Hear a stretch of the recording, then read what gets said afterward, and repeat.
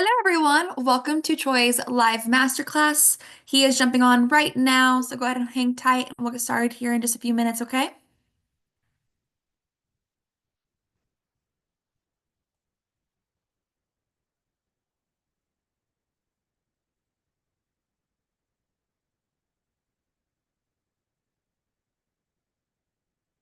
Thank you for the confirmation, John.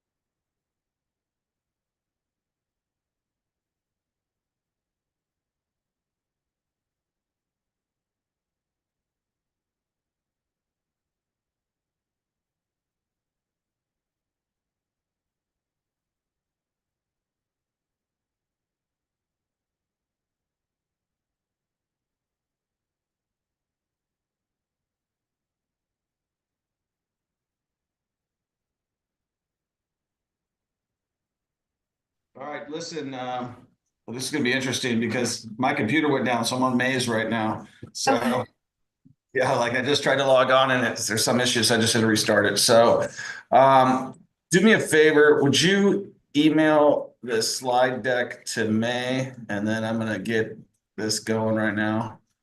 Perfect. While I do that, we have a few people here if you want to chat with them while I email it to you. We have Jared and John here and Christian. So, they're here with us, and I will get that emailed to you right now. All right, email it to May. What's up, Jared? What's up, Christian? You guys all want to undo your camera so I can see what I'm looking at? John, what's up, John? You got your thing muted. How you doing? Good. Where you located? Michigan, Michigan. What part of Michigan? Canton, Where's that? next to Plymouth. Are you familiar? Like Ann Arbor, it's about 10 minutes away from Ann I Arbor. know I know Plymouth because a guy bought the Silverdome for $536,000 back in 2011, and I paid attention to that real estate deal. It was the Pontiac Silverdome, right? Correct, correct. Now they moved downtown Detroit, Ford Field, and all that stuff. Yeah, I thought that Even was the the best. That Pistons. was the best real estate deal in the crash, man. I think they sold it for a bunch of money just recently, right? Correct, correct. Yep. Yeah, I remember when that thing went. I was like 536,000 for the Silverdome. I That wish was I had. hell of a deal. And they like all the seats, everything. Like they made so much money out of that property, just can demolishing it. Yeah, 100%. I mean, it was worth it. It's worth that much just being demolished, right? That piece of land right there. Exactly. Yeah, that's good. You know, Exactly. my buddy in Seattle, he used to buy all these baklava out of Michigan. Oh my God, bro. You gotta once you come here, I got you. I got you. That's our I'm gonna The funny thing is, I'm actually going to be in Detroit to go see AC/DC. no Um, kidding. Yeah, very soon. I was looking at the best place to go watch AC/DC, and there was nothing in Kansas City. So I was looking at Nashville, and I looked at all these places, and I'm like, I guess I'm going to Detroit. I don't think I've been to Detroit since the Seahawks played the Steelers in the Super Bowl in 2006. So be Yeah, interesting. Besides the airport. that's when the bus won it and he retired after, I think, correct? 2006? Yeah, 100%. 100%. Yeah. I got you. Let me know. I'll feed you all that good Middle Eastern food, I don't need. I'm wines, on a diet. I'm on a diet right now. come on. It's all beef. That's what I do. I eat all beef. No, no carbs, no rice, no bread. I'm trying to cut down myself. I got you. Where I appreciate it. Where are you from, Jared? Hey, Troy, are you able to hear me? I can hear you. I can hear you, Jared. Yes, I'm from New York, What part of New York? Long Island. My wife's from Glen Cove. What part of Long Island are you from? Oh, wow. I'm like 10 minutes away from Glencoe, from Bethpage. Okay, we go out there all the time. We go. I always look at properties when I'm out there, man. I'm like, dude, there's money to be made out here on Long Island. So, Yeah, it's a is little it, pricey, but I don't there's think lots so. of opportunities. It's not that pricey, man. I've looked at the market several times. We stay at the mansion out there every time we go. So I'm always looking. You can still buy a good deal. I think we had a student in Long Beach at one point in time. Oh yeah, I'm familiar with that area. Yeah. Yeah. All right. Well, let's get into it, guys. It's All right. important to know the market for sure. All right. So I'm gonna try to move through this pretty quick, guys. I got about 45 minutes. I'm gonna blaze through this because I got a hard stop at 1 o'clock. And then if you guys have any questions, ask them towards the end. So Sounds good.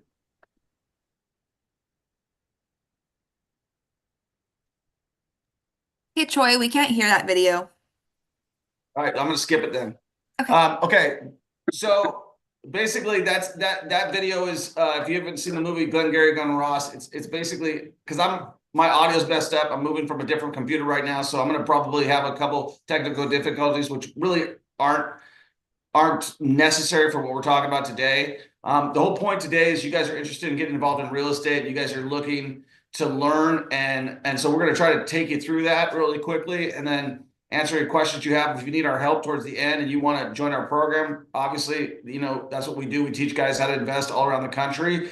We've got a great deal. I'd love to answer any questions. I'm going to kind of try to go through this as quick as possible, tell you about who I am. My name is Troy Kearns. I started investing in real estate about 23 years ago. Got into social media about 4 years ago. This is who my family is. This is us in Africa. This last summer, we take a good trip every year, and these are where the seas departed. We've got free resources for you guys on YouTube. I've got about 200,000 followers on YouTube. I just think I hit that recently, so it needs to be updated. Caitlin, no, I'm just messing. We're actually over 300,000 on TikTok and Instagram, about 110,000 right now. I reinvented myself on the social media game at 44 years old. I'm 47 right now. Really simple. This is not complicated stuff, guys. I'm not a brain surgeon. I'm not a rocket scientist. You guys are probably smarter than me. And like, I teach guys how to do this all over the country that are way smarter than me. And I just have been doing it a long time, and I'm really damn good at it. I'm probably better at this than anybody else online. Like, I could legitimately say that. I really believe that. I'm not good at everything. I'm really good at real estate, and I've made a lot of money doing it. And I've taught a lot of people how to make a lot of money doing it. So people are always like, well, can I start in New York? Can I start in Michigan? Yes, absolutely. We've helped people all around the country. So this is like really simple, how to make $100,000 this year, wholesaling and flipping in real estate, even if you're just getting started. So I'm going to cover like mindset shift. I don't think I'm going to be able to play this video, so I'll have Caitlin put the link. I definitely think you guys should watch it. Mistakes that we're going to cover that you would make, wholesaling and flipping, scaling and exit strategies, and then you could ask any dumb questions at the end. We call them dumb questions because people are always afraid to ask questions. They're not dumb, obviously. Why should you trust me? Well, I've been in this industry for 23 years. A little bit about my story is I started investing before I started selling real estate, and I really screwed up. I didn't know what I was doing. So I invested wrong. So I learned the wrong way. Just like you guys, I was looking to seek knowledge and stuff like that. And so it took me on the sidelines for like 5 years. And then I started selling real estate, sold about 3,000 houses. And I really learned in the financial crisis. So you can see right there on Zillow, it says I've sold 2394, but I've actually sold about 3,000 houses, and I've bought over 1,000. So I've really done a lot of transactions. Transactions make you really good at real estate. More transactions, you get better. It's like, anything, the more amount of deals you've done, and it might be even over like 5,000. I honestly don't even know. I know it's at least 4,000. Probably with the student deals and stuff like that, it's definitely over 5,000. So I used to attend free trainings in Seattle, Washington. I remember walking up to those and like going in the hotel lobbies back when they were doing it. I was really seeking knowledge, just didn't know what I wanted, but I knew I wanted to be in real estate. I bought this building 2 years ago in downtown Kansas City, this one. So that was like a really pivotal point in my career, because I was like, remember dreaming about that stuff way back when. And so it's like, dreams come to reality. I bought and sold this apartment complex in Mississippi. I still own this one. It's a 31 unit out here in Kansas City. This is our mastermind that we do every year. We do one a year. We started this with like 12 people at my mastermind, so we're doing our 5th one. We're going to probably have this thing loaded, man. I think we got close to 100 and something people, over 100, I should say. And I just finished out my 2nd house in Naples. So now and I put that on my vision board. I don't know, in 2016 or so, that I was going to have 2 houses, 2 mansions, I guess you could call it. and I finished this one out here in Kansas City. So I really am living the life that I set out to live. And honestly, it's all because of real estate, and it's all because I took action. And so I want to share that with you guys because I know that's what you guys want. You guys want to live the life that you deserve. That's what everybody deserves. And so that's why you should trust me, is because I've done it and I know what I'm doing.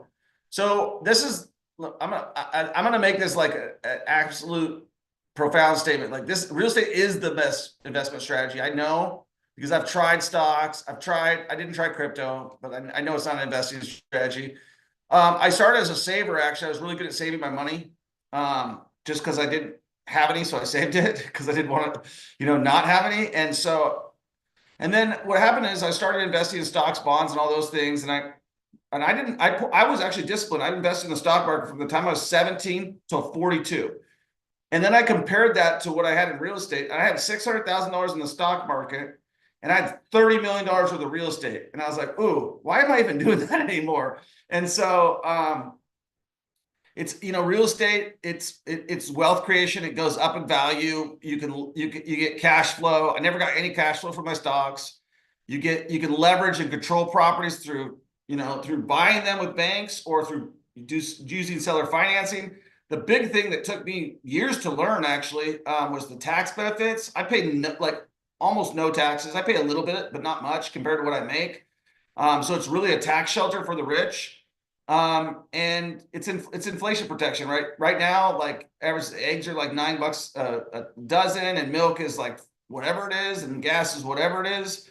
My real estate just continues to go up in value. I just looked at a house for my wife the other day, and I'm like, yeah, it's worth 200. We picked it up for $65,000.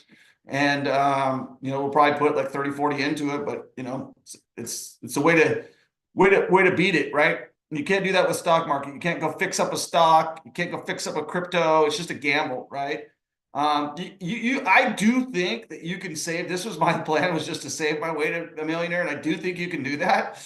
But it's a slow way that you could retire like at 65 years old with like money in the mutual funds, and you definitely can do it. It's more for sure than these two things right here, but this is an absolute game changer, and this is the best way to do it. And it really, and knowing what I know now, it's like I could get people there in like 5 years. So that's why I believe it is the best investment strategy. I've tried a lot of the other ones. This is a great video. I'm going to try to play it, but if you guys can't hear it, then I'm just going to click on real quick. Can you hear it? Not very much. Okay. So basically, I'll just tell you guys a story. This guy was 61 years old. He's an Australian guy. He's a sheep herder. And he entered himself in like this ultra marathon in Australia. It was 504 miles. And he went with all these elite runners, and he didn't realize it was supposed to be, run 16 hours, sleep 8. Well, he ran the whole damn thing in 5 days without sleeping, and like beat the closest competition by like 10 hours, because his mindset was just like, I'm just going to run this thing. I've been running my whole life chasing sheep around the farm. And he basically became an Australian like hero. You can look him up. His name's Cliff something or other. But it's a really inspiring story, and it tells a lot. It's like once I realized that I wanted real estate, and once you decide what you want, you make the decision, like you get the mindset of I'm not the employee anymore. And that's really hard because we're trained to be employees. Like I was a great Red Robin employee. I was always a great employee. And when you work for yourself, I haven't worked for anybody for the last 17 years. And when you work for yourself, it's all on you. So it's kind of, sometimes it sucks because you're like, oh yeah, I need to do that. But, once you realize, you can invest your money, get back your time. The decisions are up to you. No one has it easier than you. They're just making a decision. So you have to understand that, like, sometimes we want to say, oh man, well, that guy, Troy, he had it easier than me. No, I didn't. I grew up very poor, very broke, broken family, alcoholic, the whole thing. So like, maybe you had a harder life than me, but somebody else had a harder life than you. So, you know what I mean? Like, that's what I always tell people. Some of my students will be like, well, that guy's got more money than me. I'm like, okay, whatever. Like, so work harder, go get another deal. We have another guy who joined our program, had no money, has done this year $330,000 in wholesale deals, right? So like, If you're going to blame other people, then you're never going to be responsible for yourself.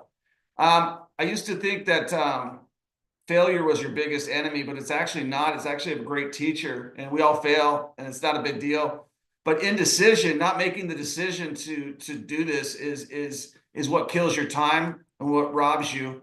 And you guys might have been thinking about this a long time, and I can tell you, thinking about it longer is really just like wasting your time. Just like get after it, get it done. Whether we help you out or whether you do it on your own, just do it, because the indecision will rob you of your time and it will rob you of your life. So another reason that people is, they don't build the right relationships. Like if they have a relationship and, they're with their wife and they settle in, and the wife says, he's like, I want to do this real estate thing. And then they just keep talking about it. And then the wife's sitting there and she's like, you're just not who you say you're going to be. Or the husband's like, you're not who you think you're going to be. And then next thing you know, they get divorced, or they have money issues, right? They have money issues, like, because couples have money issues, and it's just one less thing to argue about. You're always going to you're never going to get it wrong just fantastically with your spouse. I mean, we're people, right? We have personalities and stuff like that. But the number one reasons that relationships fail is because of money, right? Like, it's not because of all the other things. It's because of money. And if you could take that part out of it, and on top of that, if you're single, you can attract the right person because you're being the best version of yourself.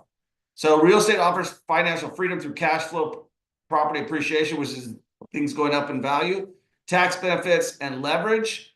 Wholesaling. Reason we like this, people are always like, well, I don't got any money. Okay, start wholesaling. No barrier to entry. Don't need any money. You can learn quickly, risk-free, with just making offers. You got to put more time in, right? You're gonna have to spend more time because you're gonna have to find deals, right? And then find buyers for those deals. But you don't need any experience. You can learn by doing, or you can learn by getting coached. It's low risk, and there's quicker, smaller payouts, and it's still legal. I don't think it's going to be legal forever. So that's a great reason to start. Like, I think that eventually it might not be legal. There's a lot of people doing it right now.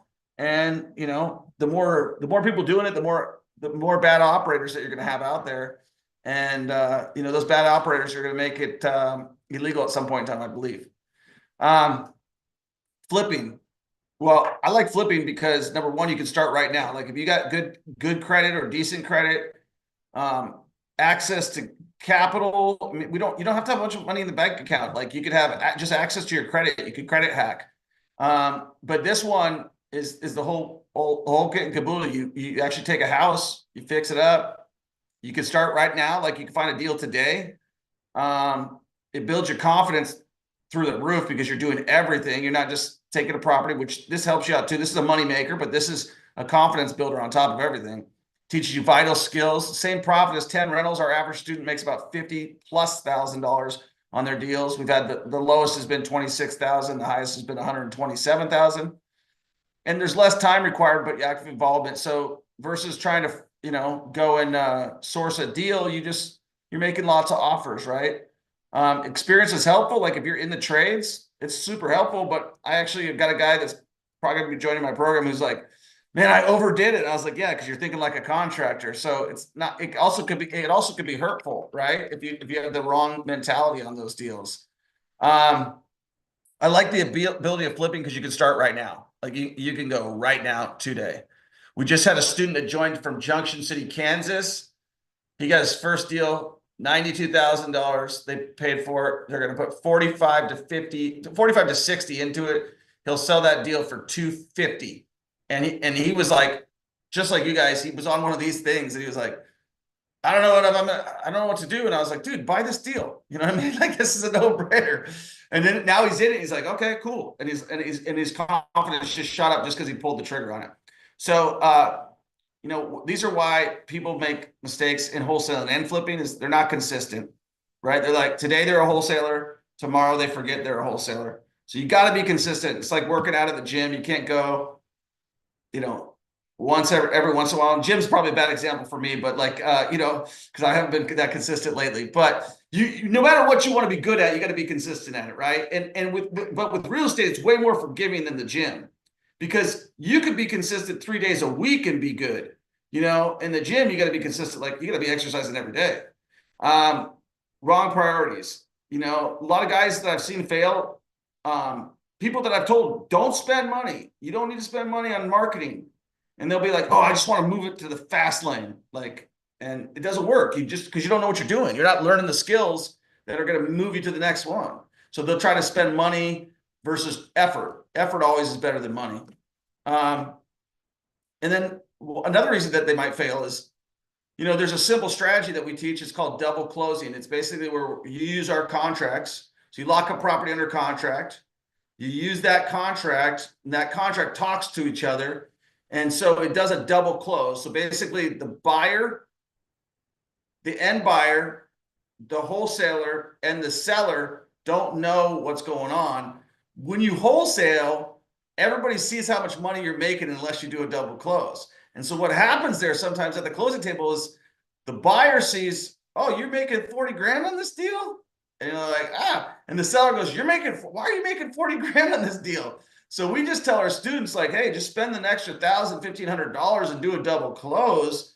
And then everybody's happy because no one knows. But once they see how much money you're making for being a deal finder, my student Jason, who made $330,000 on this in the last 4 or 5 months, his first deal was $70,000. I was like, yeah, you got to double close that, man.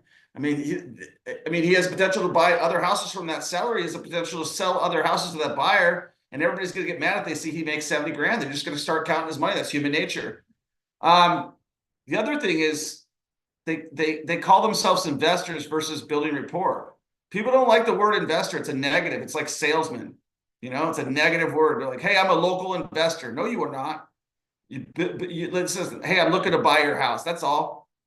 Right before this call, like literally right before this, I got a call from a seller, and I did not tell him I was a local investor. I told him we buy lots of houses, which what we do. And we set up the appointment. I listened to what his story was, and I just listened to him. I didn't do anything else. And we set up the appointment, and we'll close the deal.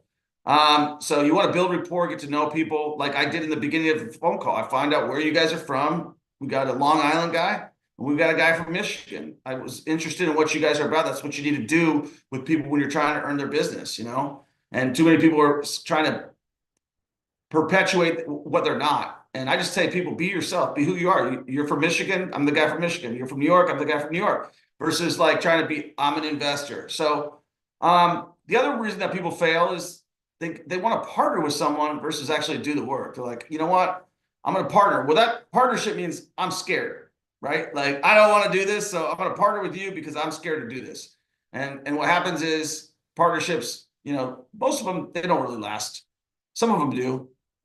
This is Devin, assuming this video doesn't work either, so I'll just tell you. He was one of those guys who was like nervous. Actually, we put together a money back guarantee because he required it. He was one of those guys. He's a very headstrong guy. And he was like, I need a money back guarantee. I was like, all right, I'll give you one, dude. If you do what I say and say what I do, you're going to make your money back. So we did that on his first deal, and he was chickening out. So after what he says in this video is, after the call, I called him up. I said, hey, man, you pay for my advice. Buy this deal. Okay. I didn't want to call him out on the call, but I called him right afterwards, and he made $50,000. He's actually going to make $400,000. He did $150,000 last year flipping houses. He'll do $400,000 at least this year because he's got 3 deals going right now. And he was scared to do this program. Like he's going to be one of our next coaches is the cool thing too. And so he joined in April of last year, and he'll make at least $500,000 to maybe $1 million this year flipping real estate. And his life's going to change majorly. And I bet you when you talk to him, he will tell you it's all because of this, and it's all because of my coaching program. I feel really good about that because I feel like I helped change that guy's life, And I mean, he would have been successful. He would have been doing whatever, but he wouldn't have making the money he's making today.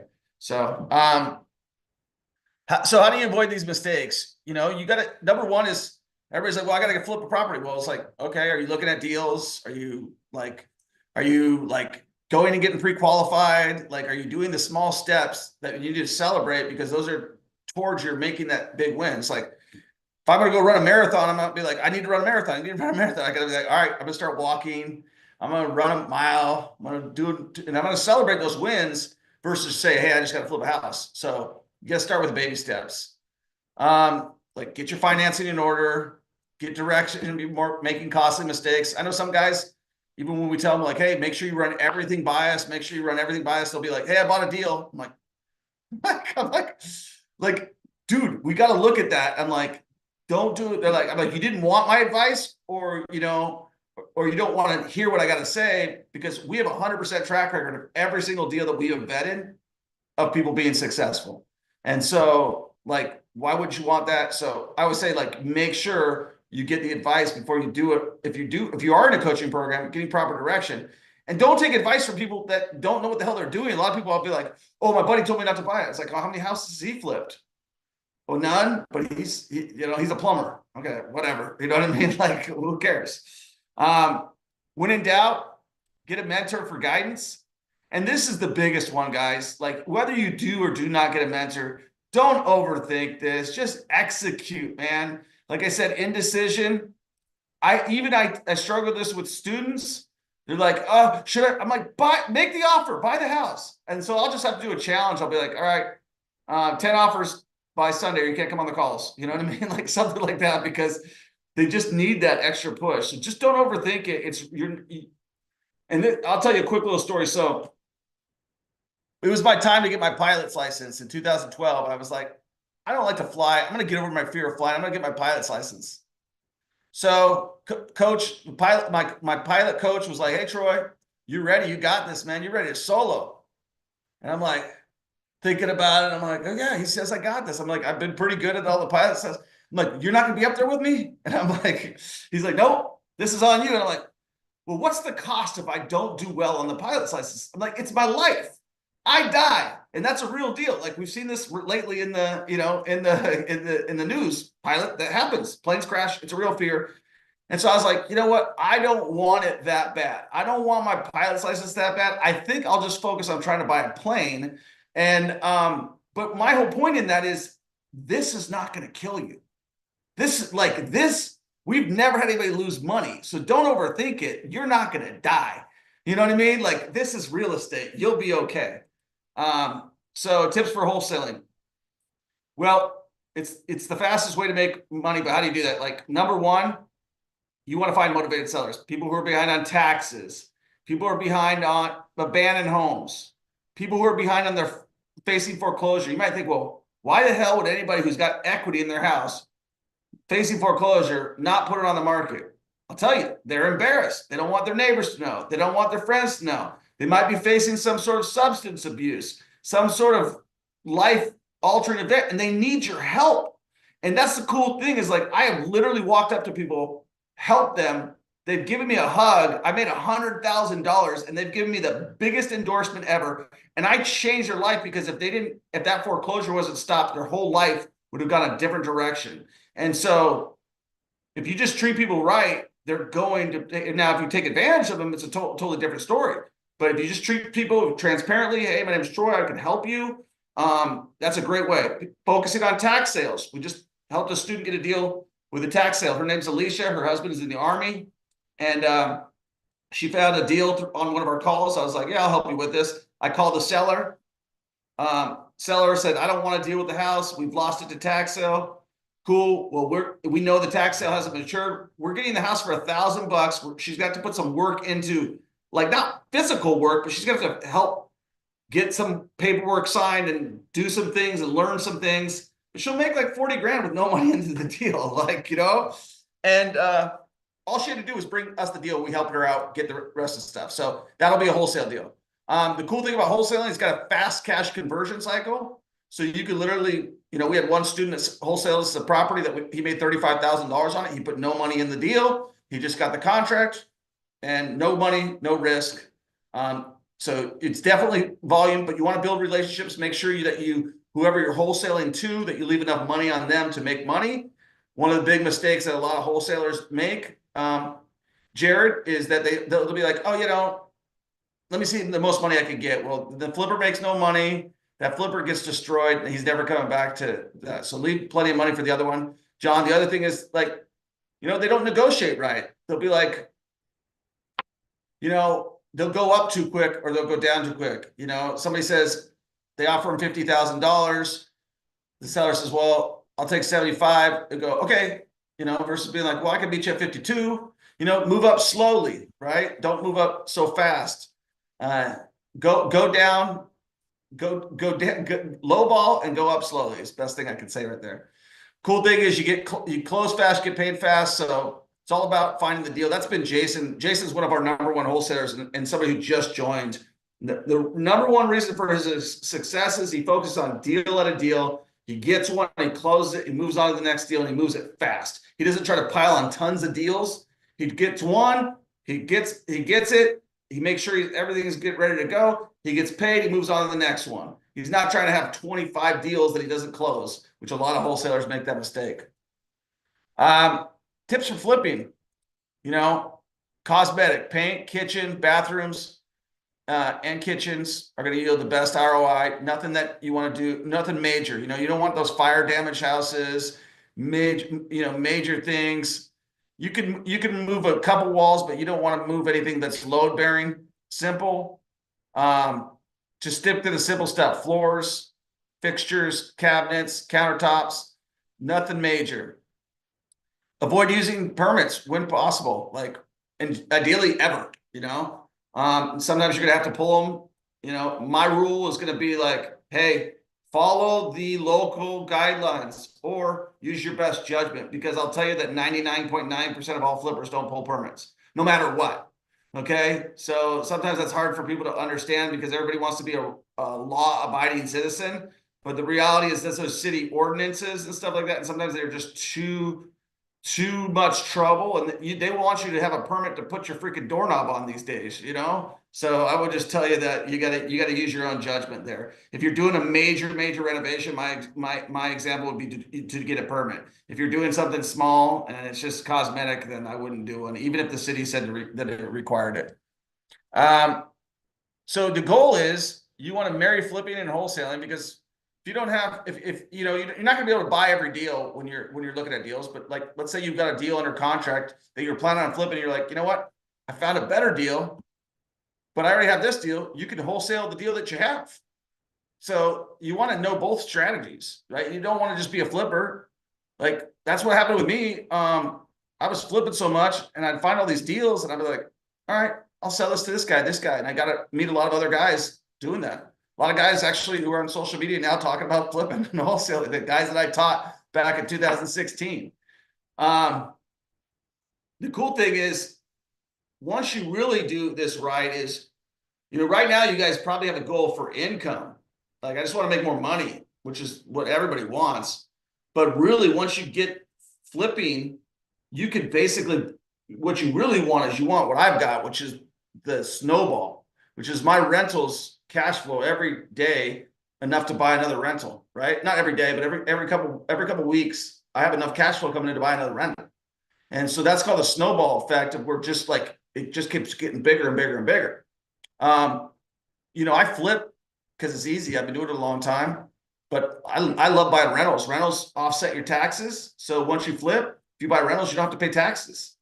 And that could go to your W-2 job. If you're doing it right, you could probably offset your W-2 taxes as well. And so once you quit your W-2 job, you pay no taxes. Do you do cash out refinance on them? Yeah, I'll talk about it at the end, but I'll bring that up for sure.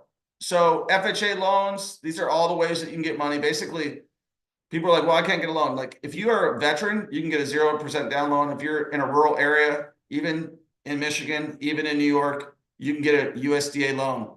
You just got to look up the area, 0%. Private money, that's just money that you borrow from other people. You can use your mom. I used my mom on a couple of deals. She didn't have much money. You can use an IRA. You can use a 401k. You can use hard money, FHA. And I'll talk to you about how you can refinance those as well, too. And then just the biggest thing is, once you get going, you just want to scale, right? You want to build systems. You want to buy rentals for passive income. The goal is not flipping in wholesale. I know guys who flip at wholesale and they make $1 million a year and they have no rentals. They pay massive amounts of taxes. They have no rentals. They have a high-paying job, in my opinion, right? Like they're not building anything. They're still grinding. So like at the end of the point, if I wanted to make my life a lot easier, I'd be like, hey, everybody, I quit. And then just go back to collect my rentals and do my, I'd have a bookkeeper. And that would be about all I need because I have the passive income coming in, but I'm still trying to grow to the next level like everybody else. Like I'm trying to do major development deals. Like that's where my head is at right now. I want to do major development deals. This is something I've been doing for a long time. I don't have to think about it. It's very easy for me. So scaling, how do you market? Well, I always tell people like, they're like, hey, I want to start marketing. Like the first thing you need to do is replace yourself. So my recommendation is you hire a VA to do the non-income generating tasks like transaction coordination, like emails back and forth, stuff that's not making you money. Places to find VAs. We've been having a lot of success lately with onlinejobs.ph. I would say that's my top recommendation right now. But if you're looking for like one-off tasks, like let's say you want to pull a list in Michigan on anybody who's behind on taxes in Wayne County, you're going to go in, you go to Upwork and you say, hey, pull this list for me. And you give them the information. They go create a computer, whatever on the computer there, and they just pull it up for you. So there's guys that do all this one-off stuff. We've used it for logos, for branding, for just any one-off tasks that you're like, hey, I want to do this, but I can't hire someone.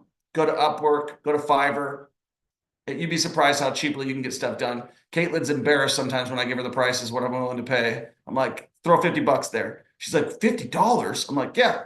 Like I got a whole 10-minute video done in Spanish for $150, like completely professionally edited, top tier for $150. She's like, really? Like, yeah, that's a lot of money out there because we're not dealing with US dollars, right? We're dealing with US dollars in other countries. So you can get a lot of stuff done with anything that you want to do. You want to build a website, $150, and you got your website built the way you want it versus you trying to figure around and monkey around with that stuff. So that's what I recommend for marketing. As you scale, you can do pay-per-click, you can do SMS, social media, ringless voicemail. One thing that I really like, ringless voicemail, CRM, SEO, Zoom offers, outbound, cold calling, direct mail, door knocking, pre-foreclosures, door hangers, bandit signs, buying leads. I mean, you don't need to do everything. You just pick a couple things, you do those well. People are always like, well, what about this? Well, what about that? I'm like, do this, stick to 2 things. That's it. You don't need to have like 10 things you're doing. 2 things, stick with them. They're going to work. I always say like, there's a lot of guys, man. It's so funny. I wouldn't have the chutzpah to get online and to be a fake dude, but a lot of guys do, man. Like it's crazy. So just pay attention. If somebody's making it sound really easy, you probably don't want to listen to them. They got all the fancy cars, the good-looking girls, the Maseratis, like everything like that.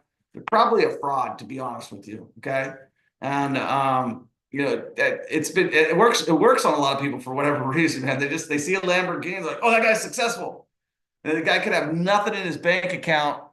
So I would just say, just like I tell anybody who's looking at me, I'm like, Google me. Just put the word scam with my name. Google me.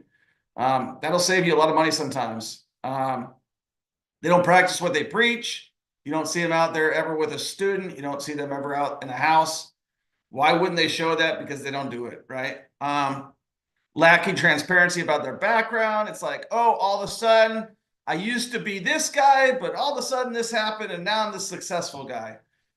I mean, my track record, 23 years in the business, it doesn't happen overnight, guys. It's consistency. So if somebody's like just a rags to riches story, usually it's a story being the key word. And then they're offering you fast money. Like you could make fast money in real estate. When we're talking wholesaling, we've had the fastest deal, Devin, that student that our testimonial didn't work on there. He made his deal from beginning to end in 83 days. He made $52,000. That's the fastest it's ever happened for us, was 83 days. But he made $52,000 in 83 days, which is a lot of money. So I would say 90 days is about as fast as you're going to do it. Now, it could happen. Jason made actually $70,000 in like 45 days wholesaling. but those are rarities. You know what I mean? I would say we usually, if somebody's motivated, we get them in their first deal very quickly, take the action. And usually could be in and out of a deal, and you could be in a deal in 90 days and out of a deal in 120. So these are all like a lot of students. I made this guy a multimillionaire. He's one of my coaches now too. It's another guy made a multimillionaire. Another guy on his way. Young lady, she's kicking ass. She made 120,000 on her first flip. Devin, like I mentioned, he's well on his way. Jason, very proud of this guy. The best thing that happened to him was we met at a mastermind, believe it or not. He was actually a vendor there. So we met at a mastermind. He got to talking to my wife. He had wanted to get into real estate. He was surrounded by all these guys who do what I do, all the top guys. He talked to my wife. He paid me for my program. He paid for our elite program, which is a one-on-one. And then I was like, is this guy gonna ever show up? Like, he never called me. Like, and then all of a sudden he calls me. He's like, I got fired from my job. And I was like, he's like, I need to do this. And he has literally been one of the most successful guys in our program. So it's really cool. I'm very proud of him. We got to change this. He's made $330,000. Like it's changing every week we do this thing. He's made $330,000 wholesaling properties. He hasn't done one. I keep telling him, you got to buy rentals now. Like, I don't care if he flips because he's got the wholesaling down, but I'm like, you've got to buy rentals because otherwise he's going to pay massive amounts of taxes. But I'm very happy for him. So I'm not going to bother playing this video. This is what we offer in our program. So you can get your first $100,000. We offer real-time coaching. We do 6 calls a week, more than any other coaching program. 2 of them are with me. 4 of them with our students. These are guys who I've trained to be successful. They can help you with everything that you need. I still help those guys a lot. That's why they want to stay in and help out, because I help them out a lot. They make lots of money. And then education. We're going to build your confidence. This is interesting enough. I've had people come into the program who've actually had a deal, and they're like, I got this deal. What do you think? I'm like, this is a no-brainer. Do it. Like, oh, okay, I just didn't know. And so I'm like, okay, well, now you do. And so sometimes they just need the confidence of somebody who knows what moves to make.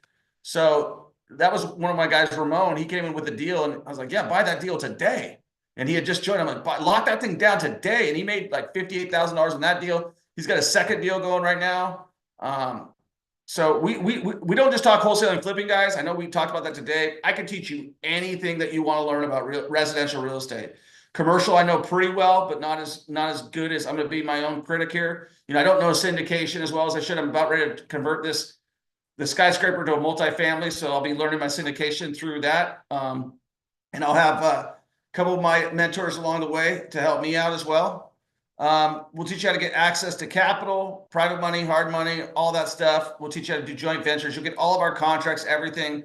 Cool new thing, we're going to be doing our school program, so everything's through school now, effective whenever Caitlin gets it done, but should be any day now. And so we were in a Facebook group, which was fantastic. This was great, but I really like the school platform, so we're moving everything over to that. And we build a customized strategy. So if you guys do decide to join the program, the first thing that we'll do is we'll get on a call. I'll go through it, and we'll build out your strategy for you. And then that, because everybody's different, everybody's in different states, and everybody needs different things. So at this point in time, John, I can answer that question that you have.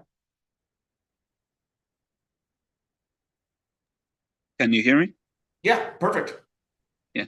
When it comes to like rentals and all that, I know every time you say, you do flip, or, how you generate that cash flow, you go buy a rental. How long do you cash out refinance when you kind of fix some rental, or like the burst strategy, or what do you do actually? Yeah, so that's a great question. So the burst strategy has gotten a great name because it's easy to sell. Like, it's easy for me to say, hey, you can burr it, but you're not going to get rich burring. Okay. So I recommend the burst strategy when the flip doesn't work. Okay. If you try to flip it and it's like, or if it's like one that you're like, man, this is a great area, Troy. I know it's going to be a great long-term hold. I can get all of my capital back and then some, and I can cash flow at least $500 or more per month.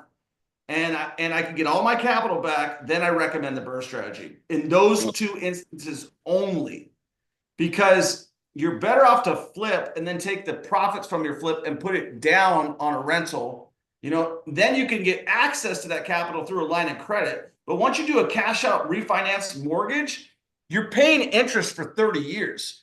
That's eats your money alive. And so, yeah, it could go up in value. And yes, it probably will go up in value.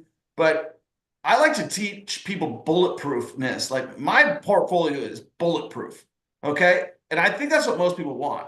Most people want to own their rentals free and clear and have all the cash coming to them. Most of my rentals are on free and clear, like 200 of them. Okay. Nice. And so, like, you could do that in Detroit. You could do that in a lot of those markets out there. And so, what my recommendation is flip in decent markets and then buy cheap houses in cheap markets. And that's my recommendation for rentals. Now, you can offset that a little bit. Like I have a few of those properties that are different ones than that. They're properties I tried to flip, and I'm like, oh, I got to burr them, and I'll burr them there because I couldn't sell them, and then it will work out over time. I'm like, okay, great, but it wasn't the best rental because it didn't cash flow that great. But yeah, I wrote it out. I've got probably like half a dozen to a dozen at any point in time that are in my portfolio because of the volume that I do. They're like, oh, that one didn't work out, but I don't recommend it as a strategy overall. No. Oh, okay.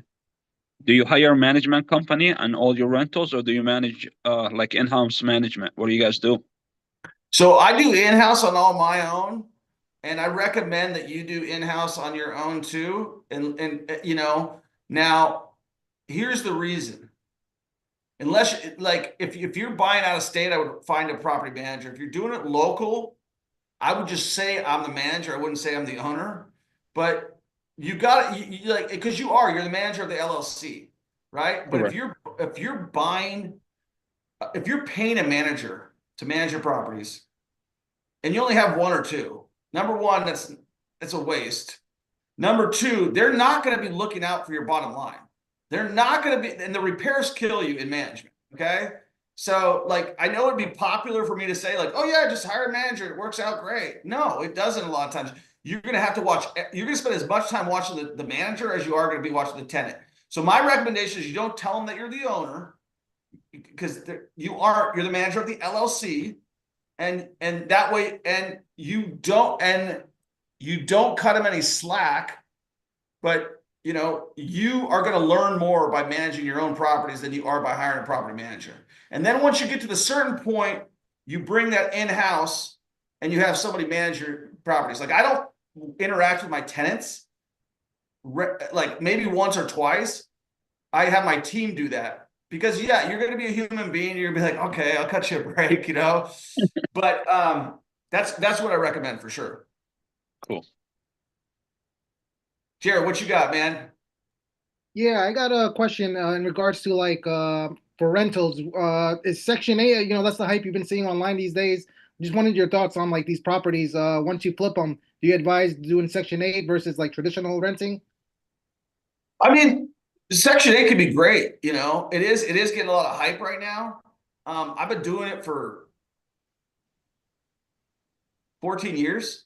And it's not a strategy. It's not like a formula. It's not like anything like there's the guys who wrote the best book on Section 8. It's called the Section 8 Bible by Nick and something out of Philadelphia. These guys are who I learned from. They're like, this is exactly the way I would take. They would buy these cheap ass houses in Philadelphia and bulletproof them. You know what I mean? Get rid of the garbage disposal, the dishwashers, everything I talk about. That's who I learned from, those guys. And it's a great one to do with the exact same strategy I told you. Buying those cheap houses in those areas and Section 8 them. Yes, absolutely. But just vet them just the same way as anybody else. Because what they're not telling you on those videos is they're not telling you that A, some of the Section 8 people are going to destroy your house. B, it takes probably a month to 2 to get your first check because you have to go through that whole government process, as you know how the government is. Mm-hmm. You got to get it inspected. You got to pass the inspection. And it's not way more money, even though they're showing you the fair market rent value. They don't always pay that. You can push it sometimes, but it's a trending topic right now, like Airbnb was 5 years ago. Yep. And so people were like, there's a couple guys who are lying about how easy it is. And so people are really hyped up about it right now, but it is a good way to rent your properties out. but you got to make sure that you got the right tenant in there because, again, this is what I know. The right tenant. It's crazy. Well, no, look at this. If you get your stuff paid for, you're gonna treat it as good as what you were if you were paying it for yourself. That's why, I mean, they don't care. They're not gonna care Yeah, about they your don't care. property. They can't even afford the rent anyway. Like how they, you know?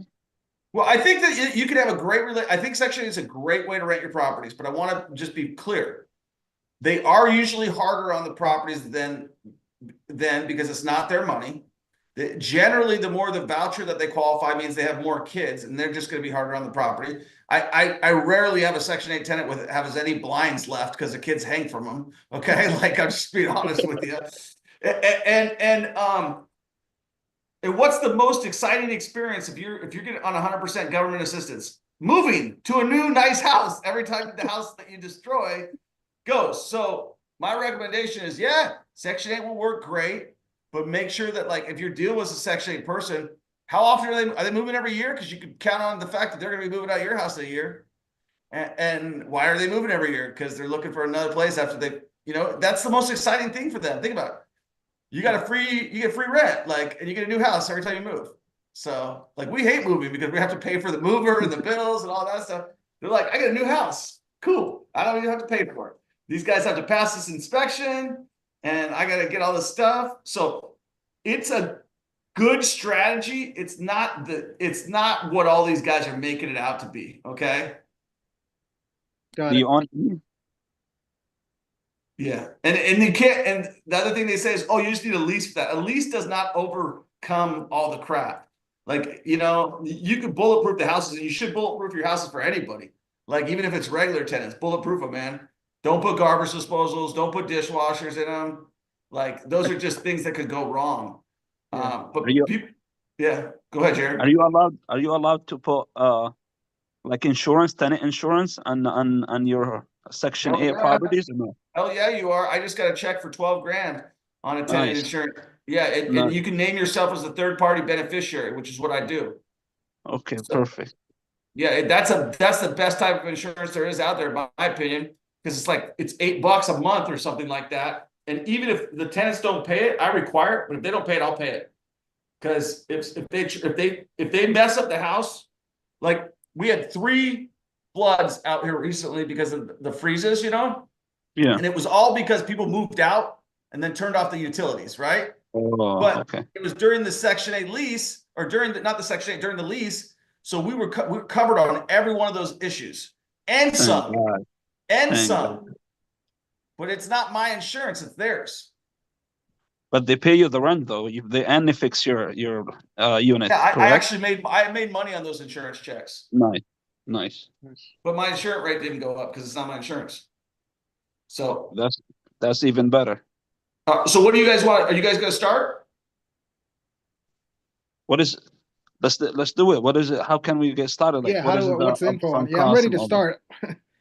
Yeah. So what you should do is Charles and Candace can take you in.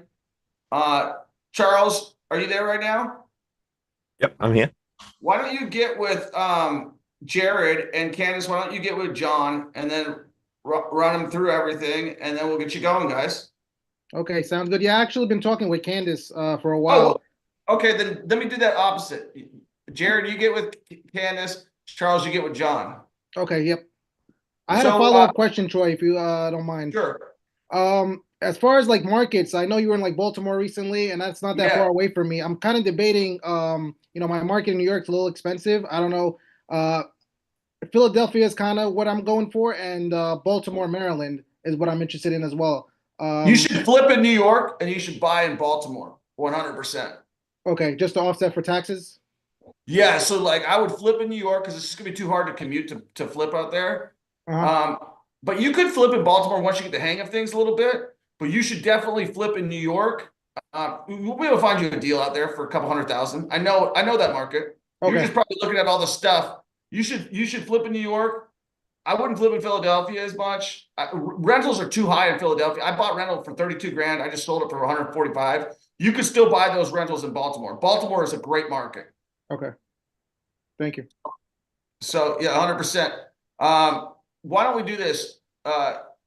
Jared, why don't you click, Candace, drop your Zoom link in the chat for him, and then Charles, drop your Zoom link for John, and then Yeah, if you what's want to that? leave it open, I just created some breakout rooms so we can just jump into a Oh, breakout do room. that then. Okay, Candace, you're so Okay. amazing. Thanks. All right, we'll see you guys soon. Looking forward to working with you guys. Okay. Okay, See don't you close later. the Yep, Zoom. thank you. You bet.